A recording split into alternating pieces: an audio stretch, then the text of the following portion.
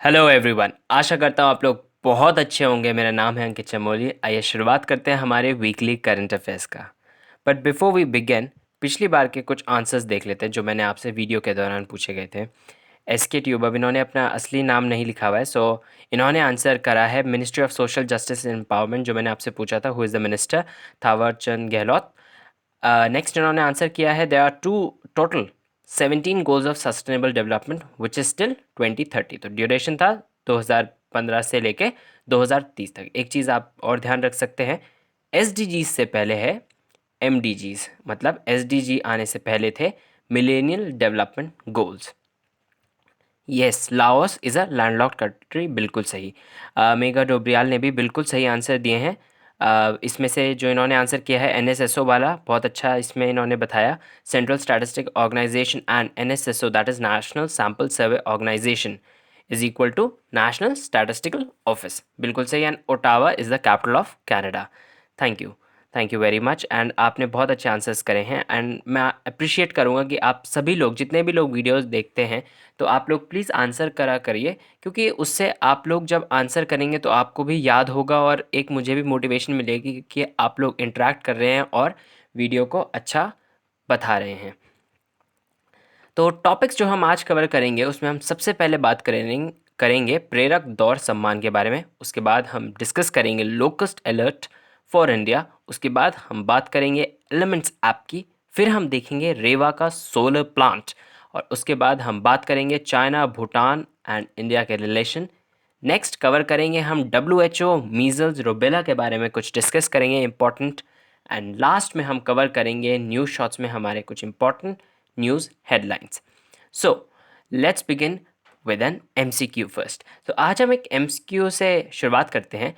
Which of the following countries the lands around the Persian Gulf. तो Persian Gulf, इसमें से कौन से देशों के साथ बाउंड्री शेयर होती है पर्शियन गल्फ की? तो आप एक बार इसको प्लीज़ वीडियो पॉज करके कमेंट करने की कोशिश करिए, कमेंट कीजिए। आंसर गलत हो कोई बात नहीं, but attempt is very important. यहाँ गलत हो जाए कोई बात नहीं, एग्जाम्स में गलत नहीं होना चाहिए। तो फर्स्ट ऑप्शन है बहरीन, उसके बाद है ईरान, उसके बाद है UAE एंड सूडान। तो जो इसका करेक्ट आंसर है वो है ए, दैट इज़ 1, 2 एंड 3। ये तीनों कंट्रीज पर्शियन गल्फ में आती हैं, जबकि कि सूडान का पर्शियन गल्फ से कुछ भी लेना देना नहीं है दूर दूर तक। इसको एक बार मैप के ज़रिए हम समझ लेते हैं, क्योंकि ये वाला जो रीजन है ये बहुत ही ज़्यादा महत्वपूर्ण है और बहुत ही ज़्यादा न्यूज़ में चर्चा में रहता है। तो इसमें आपको जो इंपॉर्टेंट कंट्रीज़ देखनी है पर्शियन गल्फ के साथ, वो है Iran, United Arab Emirates and Qatar, उसके बाद बहरीन, कुवैत। अब कुवैत में रिसेंटली क्या हुआ है, देखिए कुवैत में बहुत सारे इंडियन, इस पूरे रीजन में ही काफ़ी सारे इंडियंस बाहर विदेशों में काम करते हैं, और जो बाहर से पैसा वापस भारत में भेजते हैं उसको हम बोलते हैं रेमिटेंस। तो इसमें रेमिटेंस, अब देखिए कोविड-19 की सिचुएशन के कारण रेमिटेंस में तो कमी आएगी आएगी, वो तो ऑब्वियस है। हाउएवर कुवैत ने क्या किया है, काफ़ी सारे इंडियंस यहाँ काम करते थे, तो उन्होंने उस पर परसेंटेज गैप लगा दिया है, एक सीलिंग लगा दी है कि इतने परसेंट से ज़्यादा बाहर के एंड स्पेशली इंडियंस, इससे ज़्यादा लोग वहाँ काम नहीं कर सकते हैं। तो उससे काफ़ी ज़्यादा जॉब लॉसेस होंगे। कैपिटल आप देख सकते हैं कुवैत की इस कुवैत सिटी। इराक भी आप देख सकते हैं।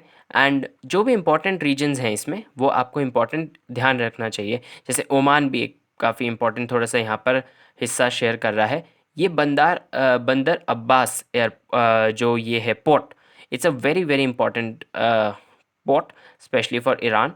And Strait of Hormuz, this is a very important point, because अभी recently अगर आप न्यूज़ फॉलो कर रहे हैं काफ़ी समय से, तो आपको पता होगा USA एंड ईरान के बीच में जब झड़प हुई, तो उसमें ईरान की नेवी काफ़ी अच्छी है, तो ईरान चाहे तो इस पूरे पूरे एरिया को बंद कर सकता है, और उससे जितना भी ऑयल सप्लाई है वर्ल्ड का, वो काफ़ी ज़्यादा उससे जो वो होता है प्रॉब्लम क्रिएट कर सकता है। पूरे जो हमारे ऑयल सप्लाईज होते हैं, ऑयल्स एक जगह से दूसरी जगह जाने में उसमें काफ़ी प्रॉब्लम्स आ सकती हैं। इस एरिया में कुछ इंपॉर्टेंट पोर्ट्स जो आपको ध्यान रखने हैं, उसमें आ जाता है भारत का कांडला पोर्ट, जो कि अब ये देखिए गल्फ ऑफ ओमान की बात हो रही है, और यहाँ पर हमने देखा पर्शियन गल्फ। तो अब ये ध्यान रखना है आपने, चाबार पोर्ट जो भारत डेवलप कर रहा है, और ग्वादर पोर्ट जो पाकिस्तान में है, however developed by China through the CPEC, which is China Pakistan economic corridor. तो इस प्रोजेक्ट के अंतर्गत ग्वादर पोर्ट डेवलप हो रहा है। एंड चाबार पोर्ट और जो ग्वादर पोर्ट है इसके बीच में लगभग अप्रॉक्सीमेटली जो दूरी है दैट इज़ 70 किलोमीटर। सो ज़्यादा दूर नहीं है। अगर हम सी के हिसाब से इसको देखें तो it's not a large distance. So काफ़ी पास पास हैं ये सब एरियाज। एंड ग्वादर के आप जो एरिया देख सकते हैं this is in the Balochistan area. तो ये काफ़ी इंपॉर्टेंट रीजन हो जाता है, ये आपको अच्छे से इसका मैप पता होना चाहिए। तो चलिए शुरुआत करते हैं हम प्रेरक दौर सम्मान से। अब देखिए, ministry of housing and urban affairs has announced a new category. इन्होंने एक नई कैटेगरी शुरू करी है अवार्ड्स की, टाइटल प्रेरक दौर सम्मान एज अ पार्ट ऑफ स्वच्छ सर्वेक्षण 2021।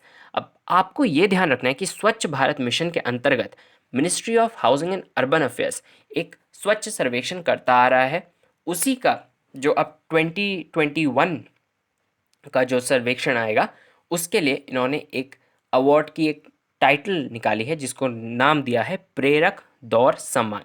So the Prerak Daur Samman has total of 5 additional sub categories: Divya, Anupam, Ujjwal, Udit, Aarohi, with top 3 cities being recognized in each। तो सिटीज़ को इन टाइटल्स के हिसाब से इन कैटेगरीज में डिवाइड करके इनको जो ये है सम्मान, प्रेरक दौर सम्मान, उससे नवाजा जाएगा। तो basically it's a category of giving awards to these facilitating the different countries. अगर हम स्वच्छ भारत मिशन की बात करें तो ये तो बहुत बेसिक चीज़ें हैं जो आपको पता होनी चाहिए स्वच्छ भारत अभियान के बारे में, स्वच्छ भारत मिशन के बारे में। दैट इज़ इसकी शुरुआत हुई थी 2014 तक, 2014 से। एंड इसका जो टाइम ड्यूरेशन था उसका था 2019 में। अब 2019 में ऐसा क्या स्पेशल था? 2019 में ये स्पेशल था कि महात्मा गांधी जी की 150वीं 150th बर्थ एनिवर्सरी हम लोगों ने सेलिब्रेट करी है। तो उसके उपलक्ष्य में हमने एक कमिटमेंट करी 2014 में। प्रधानमंत्री मोदी जी द्वारा उन्होंने ये कहा, पूरे देश को संदेश दिया कि हम लोग जब महात्मा गांधी जी की 150वीं जयंती मनाएं तो हम एक स्वच्छ भारत का सपना उनका पूरा कर सकें। तो स्वच्छ भारत मिशन में आपको दो चीज़ें ध्यान रखनी ज़रूरी हो जाती है। स्वच्छ भारत मिशन के दो बेसिकली आप टाइप्स कह सकते हैं, स्वच्छ भारत मिशन अर्बन एंड स्वच्छ भारत मिशन रूरल। इनकी मिनिस्ट्रीज़ काफ़ी इंपॉर्टेंट हो जाती हैं क्योंकि यहाँ से क्वेश्चन बनना और एक पर्टिकुलर पॉइंट जो होता है कभी कभी क्वेश्चंस में जहाँ गलत होने के चांसेस होते हैं वो आ जाता है। अब देखिए, जो स्वच्छ भारत अर्बन है, जो अर्बन एरियाज़ में फोकस करेगा, उसका जो मिनिस्ट्री देख रेख कर रही है which is ministry of housing and urban affairs. अब आप प्लीज़ मुझे कमेंट बॉक्स में ये बताइएगा कि who is the present minister of housing and urban affairs and क्या ये किसी और मिनिस्ट्री के भी मिनिस्टर हैं? फॉर एग्जाम्पल चलिए मैं आपको बता देता हूँ who is the minister of civil aviation. तो क्या ये और ministry of housing and urban affairs के जो मिनिस्टर हैं वो सेम हैं? आप ये भी कमेंट बॉक्स में प्लीज़ कमेंट कीजिएगा, येस और नो लिख के भी आप कमेंट कर सकते हैं। एंड जो स्वच्छ भारत मिशन रूरल है उसके अंतर्गत जो मिनिस्ट्री आती है वो आती है मिनिस्ट्री ऑफ जल शक्ति। तो अब जैसे कि आप सब लोग जानते हैं मिनिस्ट्री ऑफ जल शक्ति एक बहुत ही रीसेंट मिनिस्ट्री है जिसको बनाया गया है आफ्टर मर्जिंग टू मिनिस्ट्रीज। तो आप प्लीज़ मुझे कमेंट बॉक्स में बताइएगा कि which are these two ministries and who is the present minister of Jal Shakti. ये काफ़ी important question, who is the present minister of ministry of Jal Shakti.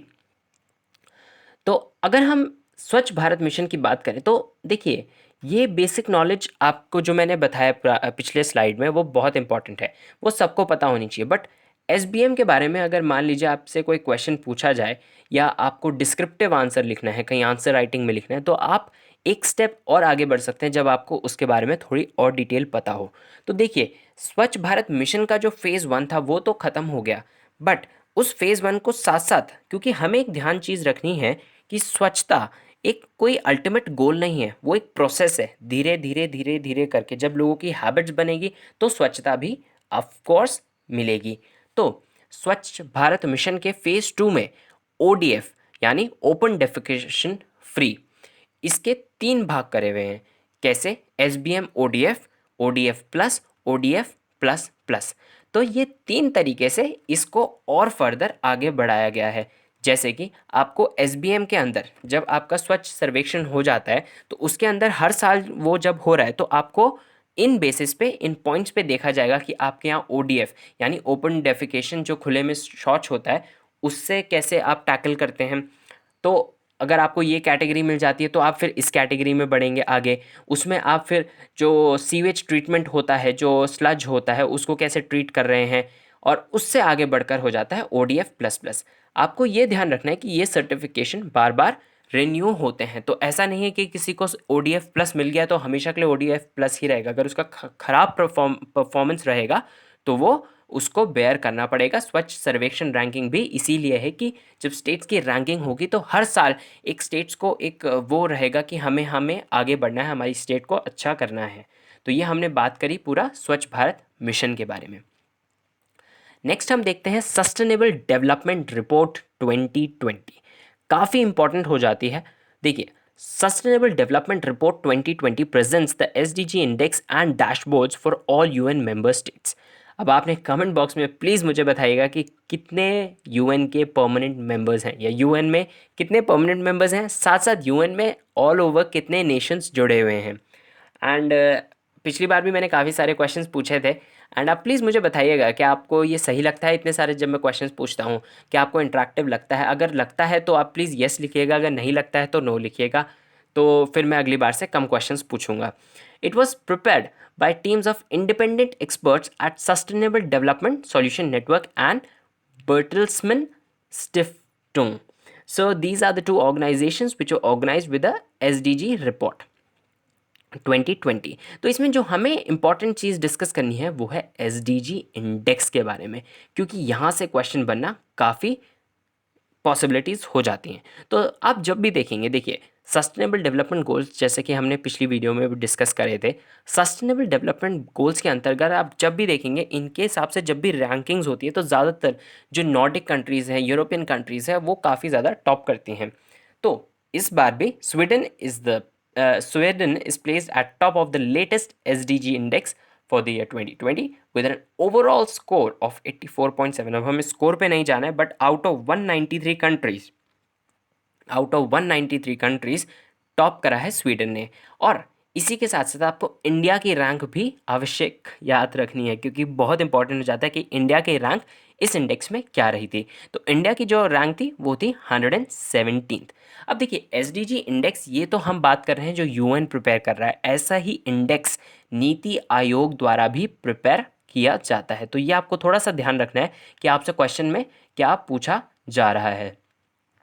तो ये हमने बात करी एसडीजी इंडेक्स की। साथ ही साथ आप एक चीज़ और ध्यान रख सकते हैं, क्योंकि देखिए अब आपसे कोई ये नहीं पूछेगा कि मालदीव्स की क्या कहते हैं रैंक कितनी आई, श्रीलंका की क्या रैंक आई, नेपाल की क्या रैंक आई, बट आप इससे एक चीज़, एक सोच डेवलप कर सकते हैं कि आपको एग्ज़ाम्स में कैसे आप अपने नेबरिंग स्टेट्स को डिस्क्राइब कर सकते हैं।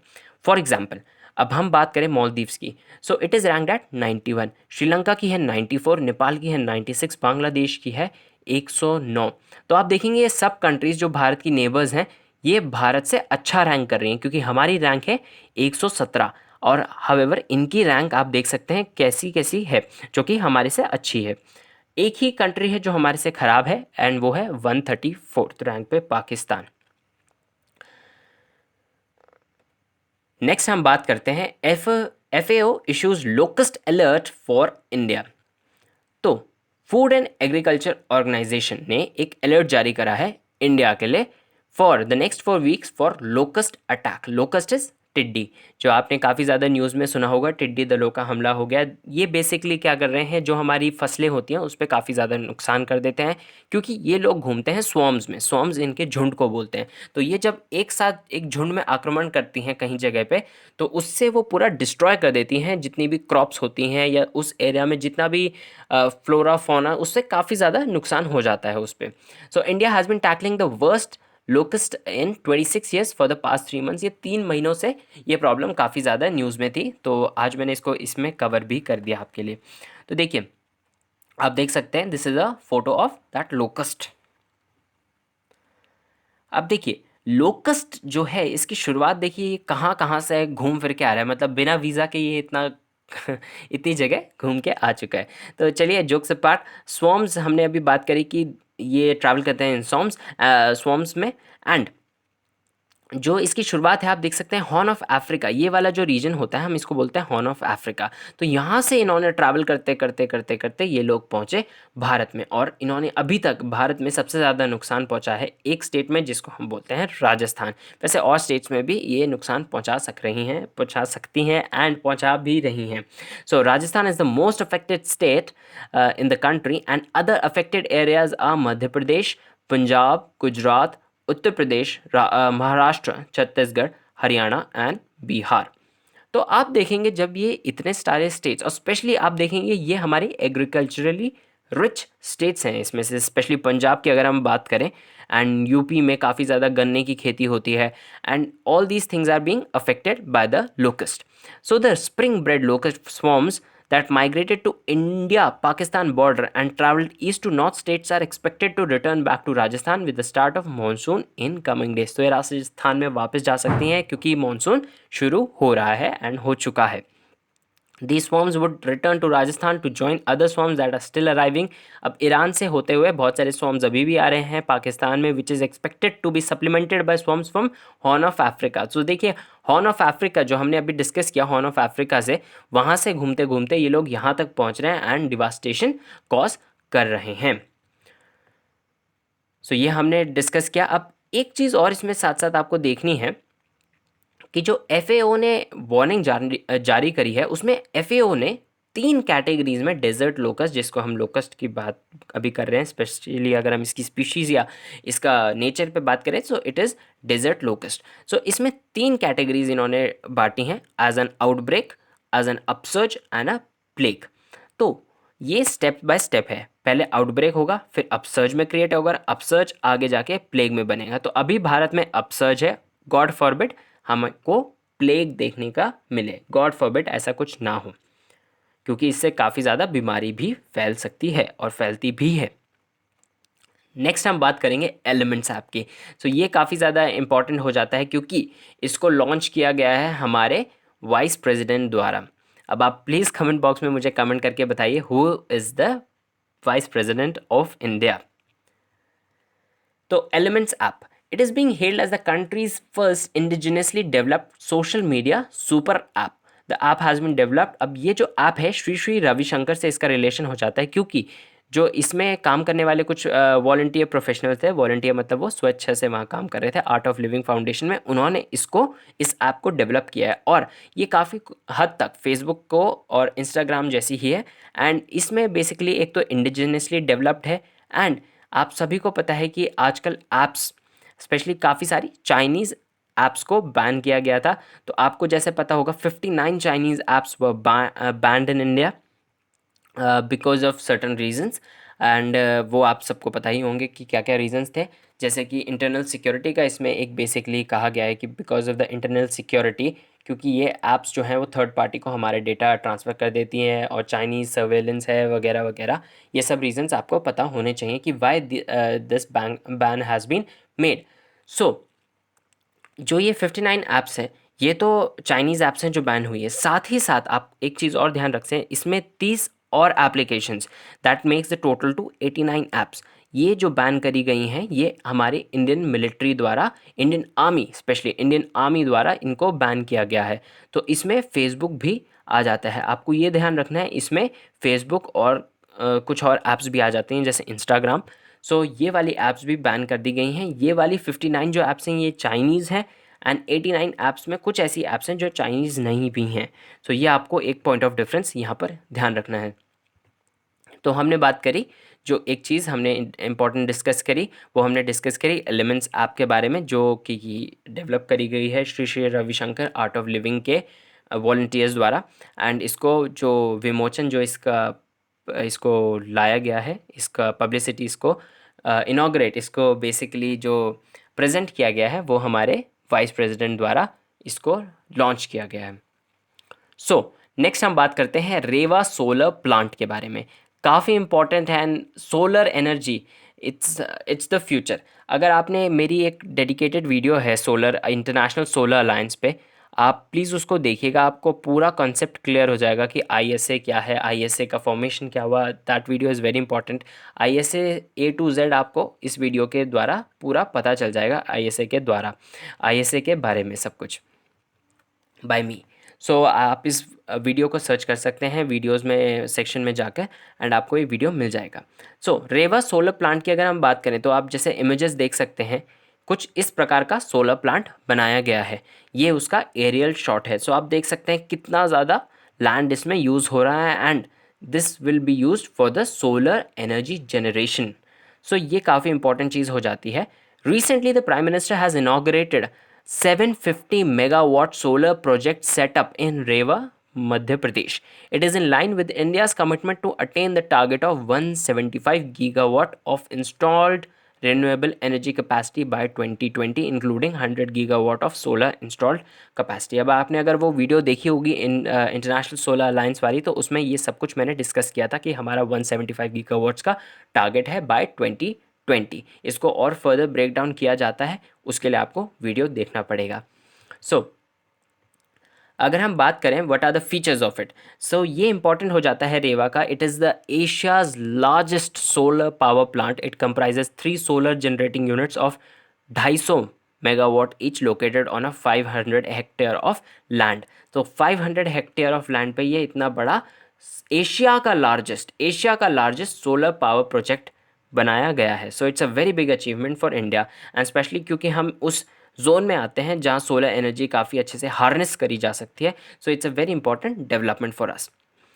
एक इम्पॉर्टेंट सिग्निफिकेंस इस पूरे प्रोजेक्ट का ये है कि first time ever grid parity barrier को इसने तोड़ा है। अब ग्रिड पैरिटी बैरियर क्या होता है?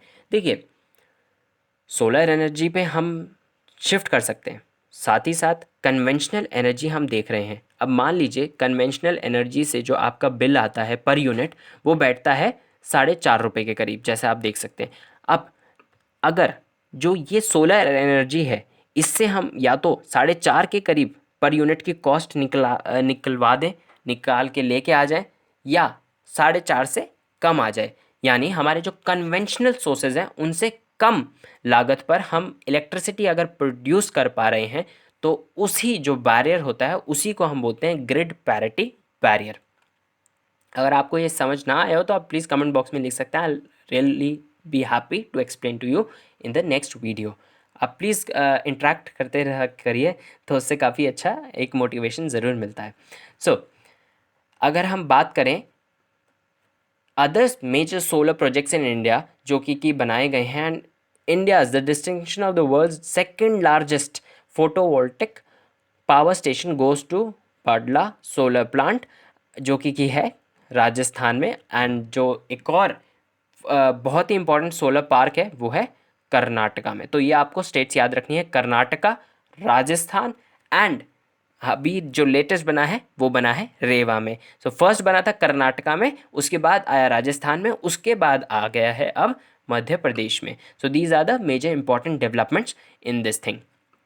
अगर हम चैलेंजेस ऑफ सोलर पार्क की बात करें तो इसमें जो एक बहुत बड़ा नुकसान जो देखा जाता है, नुकसान तो नहीं बट एक काफ़ी ज़्यादा लैंड यूजेज में प्रॉब्लम हो जाती है, क्योंकि दैट पर्टिकुलर लैंड जिसको हम कल्टीवेशन के लिए यूज़ कर सकते थे, उसको हमने यूज़ करा है एज सोलर पार्क। तो उसमें काफ़ी सारे पैनल्स रख चुके हैं एंड काफ़ी एरिया तक उसका यही यूज़ चलता है। साथ ही साथ देखा गया है कि एविएशन, अगर हम बर्ड्स की माइग्रेशन की बात करें, तो जो सोलर पैनल्स होते हैं एक तो रिफ्लेक्टिव होते हैं। तो जब वो रिफ्लेक्टिव होते हैं, जब उनके ऊपर सन रेज पड़ती हैं, तो उससे बर्ड्स को नेविगेशन में दिक्कत होती है क्योंकि ऑफ द रिफ्लेक्शन। सो ये हमने बात करी challenges of solar park. Next हम बात करते हैं चाइना, भूटान और इंडिया के बारे में।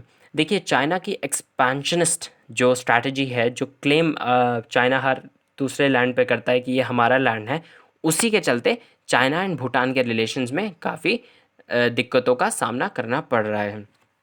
अब शुरुआत करते हैं हम। China lays claiming to the Sakteng wild life sanctuary in the eastern Bhutan. अब चाइना ने क्लेम किया है साक्तांग वाइल्ड लाइफ सेंचुरी को। अभी इसका मैं मैप आपको दिखाऊंगा और आपको पता चलेगा कि साक्तांग वाइल्ड लाइफ सेंचुरी कहाँ लोकेटेड है।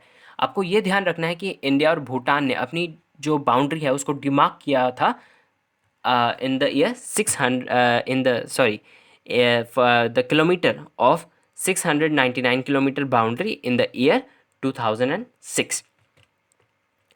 सो अगर हम इसका मैप देखें तो अगर आप देखेंगे इसमें यहाँ पर आपको दिखेगा भूटान का साक्तांग वाइल्ड लाइफ सेंचुरी। अब ये देख ले इसके लोकेशन कहाँ पर है, ना ये चाइना के साथ बॉर्डर शेयर करता है, कभी चाइना ने इसको ऑब्जेक्ट नहीं किया और all of a sudden China claim करता है कि ये जो एरिया है ये डिस्प्यूटेड टेरिटरी है और ये उनकी है। सो ये काफ़ी ज़्यादा एक जो चाइना की एक्सपेंशनिस्ट पॉलिसी है। अगर आप स्टडी करेंगे माओ जेडोंग का, इनकी एक फ़िलॉसफी थी द 5 फिंगर्स फ़िलॉसफी या 5 फिंगर स्ट्रैटेजी भी उसको बोला जाता है। तो वो क्लेम करते हैं उसके अंतर्गत कि हमारा जो एंशंट लैंड था, जो हमारा हिस्टोरिकल लैंड था वगैरह वगैरह, they have all these stories spun around them. So उन चीज़ों को लेके चाइना बेसिस बना के इन चीज़ों को क्लेम करने की कोशिश करता है, स्पेशली लैंड का भूखा हो गया है चाइना। सो अगर आपको इसका लोकेशन अच्छे से पता होना चाहिए, Sakteng wild life sanctuary which is located in Bhutan. India ने भी इसके ऊपर कंसर्न्स उठाए थे, क्योंकि इंडिया पहले 2007 से पहले इंडिया जो है वो भूटान के इंटरनेशनल रिलेशंस को भी देखता था। तो इंडिया काफ़ी बखूबी जानता है चाइना और स्पेशली भूटान को और उनकी फॉरेन पॉलिसी के बारे में। एंड इंडिया और भूटान जो है उनका रिलेशंस काफ़ी अच्छा है। तो ये एक इंडियन पर्सपेक्टिव से भी काफ़ी इंपॉर्टेंट न्यूज़ हो जाती है। नेक्स्ट हम कवर करते हैं WHO measles and rubella program को। Maldives and Sri Lanka were verified for having eliminated. अब ये काफ़ी इंपॉर्टेंट हो जाता है, क्योंकि काफ़ी सारे WHO जो है डिजीज़ेस या जो इम्पॉर्टेंट जो काफ़ी ज़्यादा डिजीज़ेस होते हैं उनको धीरे धीरे जब कंट्रीज़ एलिमिनेट कर देती हैं, यानी उनको अपने देश से ख़त्म कर देती हैं, WHO उनको स्टेटस सर्टिफाई कर देता है कि हाँ ये कंट्री से ये डिजीज़ जो है इरेडिकेट हो चुका है। उसका करेक्ट वर्ड होता है इरेडिकेट। सो WHO ने 2014 में, आपको ध्यान रखना चाहिए, 2014 में WHO had declared India polio free. Bharat को पोलियो फ्री WHO ने डिक्लेयर कर दिया था इंडिया को 2014 में आज पोलियो फ्री। सो अभी रिसेंट डेवलपमेंट ये है कि WHO ने मीजल्स एंड रुबेला को भी श्रीलंका में and specially another country which is Maldives और श्रीलंका में इसको कह दिया है कि ये यहाँ से एलिमिनेट हो चुका है, अब ये इन कंट्रीज़ में नहीं है। So it's a very very big achievement, क्योंकि जिसका टारगेट था वो था 2023 तक का, और साउथ ईस्ट एशिया का जो रीजन है उसमें ये दो कंट्रीज़ फर्स्ट कंट्रीज़ हो गए हैं जिन्होंने अचीव किया है। तो मतलब फर्स्ट ये कंट्रीज़ हैं, तो अभी इंडिया का नंबर नहीं आया है। India is very much lagging in this and we need to work on these targets. अब हम कवर कर लेते हैं हमारे लास्ट सेक्शन में न्यूज़ शॉर्ट्स में कुछ important news headlines. World Bank and Government of India has signed the 750 million agreement for the MSME emergency response programme. अब MSME हम क्या होता है हमने पिछली वीडियो में डिस्कस किया था। तो देखिए एक लिंक बन जाता है। अब धीरे धीरे अब आपको क्या होगा कि आपको सब कुछ पूरा ना पढ़ना पड़े, तो आप एक लाइन अब आप समझ सकते हैं कि World Bank and Government of India has signed that 750 million agreement for the MSME emergency response programme. तो MSME इमरजेंसी रिस्पांस प्रोग्राम के तहत इंडिया ने WHO से द वर्ल्ड बैंक से 750 मिलियन का एग्रीमेंट करा है। Retired IAS officer Injeti Srinivas has been appointed as the first chairman of the International Financial Service Center Authority IFSCA।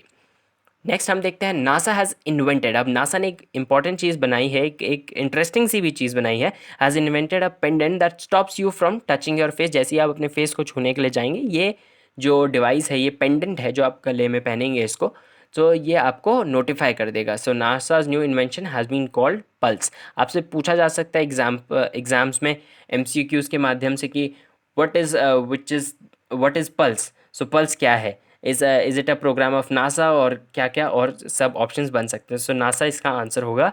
Pulse is a programme of, is an innovation of NASA.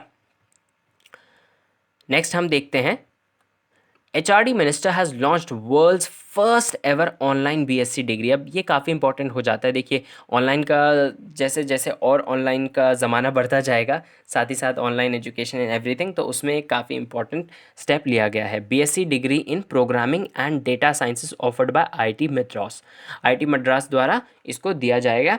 And BSc degree है। सो अगर आपके कोई जानने वाले हैं जो आप, या आप खुद आपको लगता है आप BSc परस्यू करना चाहें degree in programming and data sciences से, तो आप इसको कर सकते हैं। It would be a interesting thing, and specially जब ये IIT मद्रास के द्वारा दी जा रही है, सो इसकी एक क्रेडिबिलिटी एक अलग ही होगी। नेक्स्ट हम देखते हैं AIR has started the broadcast of the first ever. अब ऑल इंडिया रेडियो ने शुरुआत की है Sanskrit program, weekly news magazine program in Sanskrit, जिसको संस्कृत भाषा में इसका संस्करण आएगा। Program title Sanskrit Saptahiki. Next हम बात करते हैं IIT Kanpur has developed a classroom to home teaching setup mobile master ji. तो इन्होंने एक नया ऐप या एक पूरा सेटअप बनाया है जिसका इन्होंने नाम दिया है मोबाइल मास्टर जी के नाम से, IIT कानपुर। आप ये ध्यान रखिएगा। नेक्स्ट हम देख लेते हैं, देखिए अभी रिसेंटली 2 स्टेट्स में काफ़ी कुछ पॉलिटिकल भी, साथ ही साथ इंटरनेशनल इश्यूज से भी रिलेटेड है। सो वो काफ़ी हमें एक थोड़ा सा इसका आइडिया हो तो अच्छा रहता है। देखिए केरला में अभी कुछ गोल्ड जब्त हुआ है जो कि बाहर देश से आ रहा था, विदेश से आ रहा था, और उसको यहाँ पर रोक दिया गया, क्योंकि उसको सीज कर दिया गया बिकॉज उसको कैरी किया जा रहा था। जो कॉन्सुलेट होता है, कॉन्सुलेट, अब देखिए एम्बेसी होता है और कॉन्सुलेट होता है। एम्बेसी और कॉन्सुलेट में अंतर ये होता है, एम्बेसी आपका कंट्री की, जो हमारी एम्बेसी जो होती है वो बेसिकली कंट्री की कैपिटल में होती है, और साथ ही साथ एम्बेसी में अगर कैपिटल में ना भी हो तो एम्बेसी काफ़ी बड़ी हो जाती है, जबकि कॉन्सुलेट उसका एक ऑफिस हो जाता है। सो ऐसी UAE की एम्बेसी आपको मिलेगी केरला, कॉन्सुलेट मिलेगा आपको केरला में। सो यहाँ क्या हुआ था बेसिकली, यहाँ के लिए एक जो इनके यहाँ वर्कर थे जो इसके कॉन्सुलेट में काम करने वाले थे, उन्होंने अपने देश से अपने लिए कुछ पार्सल मंगाया जिसमें गोल्ड छिपा हुआ था, तो वो पकड़ा गया। तो इसलिए उसका जो पूरा इसका फिर जांच हो रही है, तो इसमें CM हाउस के भी होने की कुछ, CM हाउस से भी कुछ लोग इसमें होने की संभावना जताई जा रही थी। तो आपने ये मुझे कमेंट में बताना है कि who is the CM of Kerala.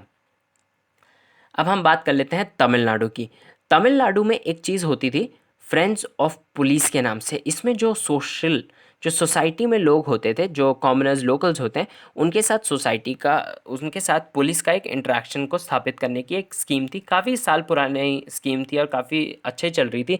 However recent development ये हुआ है कि इससे 2 लोगों की इसमें काफ़ी ज़्यादा, इसको 2 लोगों के ऊपर इसके हत्या हो गई है बेसिकली, कस्टोडियल जिसको हम बोलते हैं एक्स्ट्रा जुडिशियल किलिंग आप कह सकते हैं। सो वो उनको 2 लोग इसका शिकार हो गए थे, तो इस सर्विस को बंद कर दिया गया है। सो तमिलनाडु के CM, चलिए मैं आपको ये बता देता हूँ, इडापड्डा के पलानीस्वामी इनका नाम है, जो तमिलनाडु के CM है। आपने मुझे बताना है कमेंट बॉक्स में who is the CM of Kerala. So ये पूरा सब न्यूज़ हमने कवर किया। I hope you enjoyed this video लंबा हो गया है, अराउंड 30 मिनट्स का, एंड आई होप आप बेयर कर सकते हैं। आप प्लीज़ अपने कमेंट बॉक्स में हमारे को बताइए कि आपको कैसा लगता है, and what are your views, and आपको क्या ऐसा लगता है जब वीडियो लंबा हो जाता है। Do you want it a shorter video, और what, do share your views. I hope you enjoyed this video. Thanks for watching, take care.